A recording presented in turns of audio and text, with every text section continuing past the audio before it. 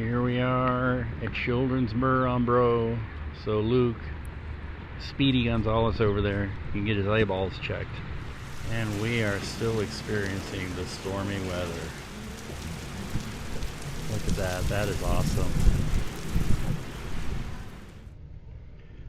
And we got more severe weather to the east of us. The weather is very windy now. And because of this little boy, he wants to have something to drink.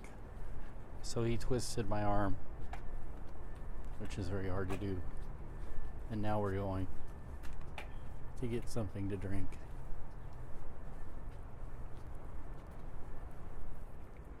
Coffee. Coffee.